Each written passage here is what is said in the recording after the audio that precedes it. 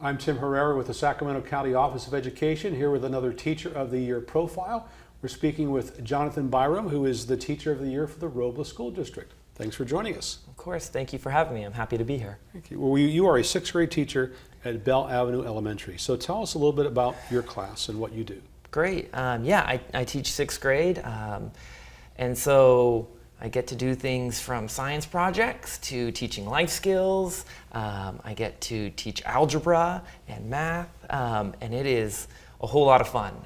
I came from teaching second grade, so I made a pretty big jump up to sixth grade, and they understand sarcasm, and they make learning and teaching a lot of fun because they're older and they can participate with you. So it was a big jump from second to sixth. Yeah.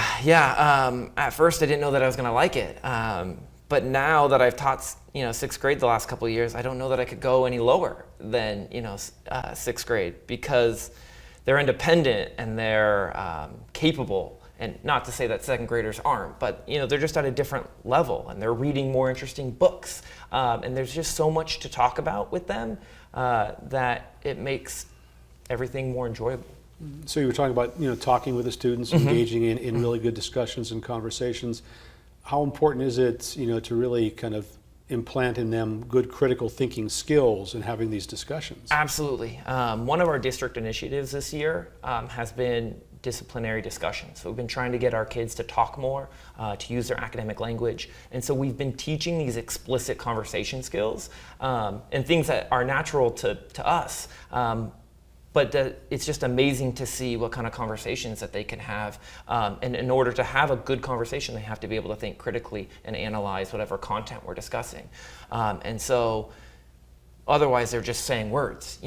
We get them to really think deeply about what they've read or what they've talked about, and then they have to turn and say it to somebody else.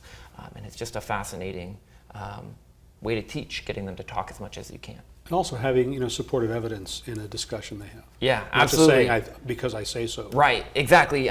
That's a huge part is that we call it fortifying. You're fortifying your conversation with evidence from the text. And so they sound a lot smarter, or at least they sound as smart as they are, right? They demonstrate what they're thinking a lot more clearly. And it's not an inborn skill. No, no, it is not. So at the beginning of the year when we were pioneering the work, we just sort of, we had them have a conversation, and Jenna Ruby, my partner, and I were just walking around the room together, like pausing and listening to the conversations, and we kind of went, oh my gosh, like there's a lot that we need to teach them. We can teach them to paraphrase and repeat back what what they've heard when they're confused. They need to ask them more clarifying questions, and so we've just broke down conversation skills into manageable mini lessons, and then we do it. And the transformation that they make is incredible. But then the transformation they have to make after sixth grade to go to middle school is really significant. So explain how sixth grade kind of lays the foundation for middle school and high school. Because our school is K-6, right? So our students are not in a traditional middle school where it's like 6, 7, 8. And so we start, some of those middle school skills here in sixth grade. They have different teachers or they have to transition. And we kind of help them basically advocate for themselves. Because in middle school, you're not going to have your homeroom teacher who teaches math and reading and writing and science. You're going to have a bunch of different teachers. So they have to be responsible for all their materials and be organized. They also have to identify what they need help with. Because they're only going to have 45 minutes to an hour with that one teacher, each day. And so if they're not able to clearly articulate what they need help with here in sixth grade with us, then they might just shrink away. And they can't shrink away. If they're stuck, they have to ask for help. And so that's something that we really push for them in sixth grade, is getting them to be in charge of their own learning so that they can advocate for themselves later on, because they're going to have to advocate for themselves. And again, that's not an inborn skill. That's something you really have to learn how to do.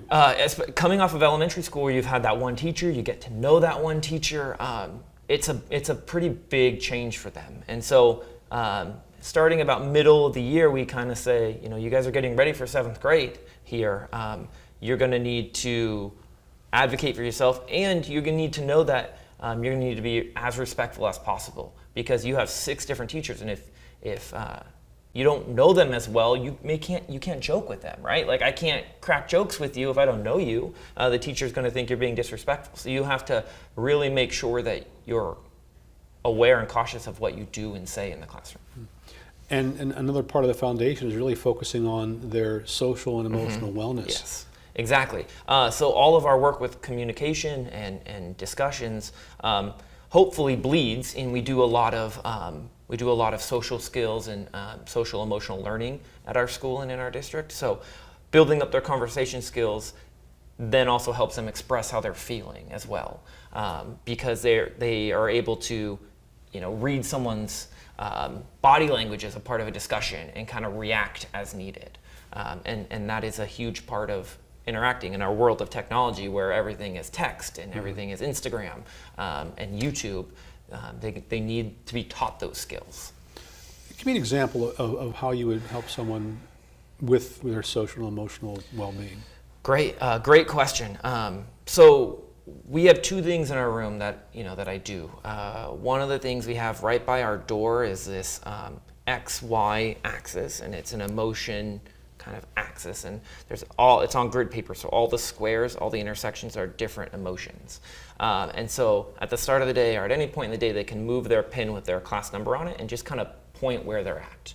That helps me because I can kind of get a quick read as like, oh, we're sleepy today, or so-and-so's upset, so I maybe need to go check in with them. And it helps tell their classmates like, hey, this is how I'm feeling, and either give me some space or like, let's go hang. Another thing that we do is we help them just identify where they're at and where they're feeling. And so sometimes if we're reading the room and something seems kind of off, or if we want to do a writing, like quick write to start our day, we might say something like, today your prompt is, I'm feeling blank, I want to stay that way because, or I'm feeling blank and I want to change that, here's how I'm going to change it. And we just kind of help them identify how they're feeling, self-regulate, check in with themselves. And those are two quick, easy things that we can do without any prep to kind of get them to regulate, and then we can have a class meeting when we look over the journals and see what's coming up and kind of address things. It's like a daily check-in. It's like a daily check-in, exactly. And that really helps you navigate your day in working with the students. Absolutely. So explain for people who may not be aware, kind of your student population in the Robla district. We have a whole lot of English language learners. Around half of our district is English language learners. We have a huge population, 94%, I believe, receive free or reduced lunch, which is almost our whole district. So we come from a very low income, high needs area. We have a sizable portion of foster youth, and a sizable portion of homeless students, and a huge portion of English language learners. So when you talk about the social and emotional awareness, that a lot of that is all intertwined. Yes, and some of my students, they come with a lot of baggage and trauma, and everyone has baggage, but it's really eye-opening to see at such a young age, some of the issues that our students are dealing with. I was teaching second grade a couple of years ago, and one of my students was talking about hearing gunshots on her front porch, and I was in second grade, and that was just amazing. And whether or not they were gunshots is kind of irrelevant, because that's how the student was interpreting those loud noises, and that shapes, her perception shapes kind of how she reacts and how she acts, and it's just astounding that is a norm, for some of our students. So what does it mean for you to be named as the Teacher of the Year for your district? It's very humbling, and it's very inspiring and confidence building, I guess, for me.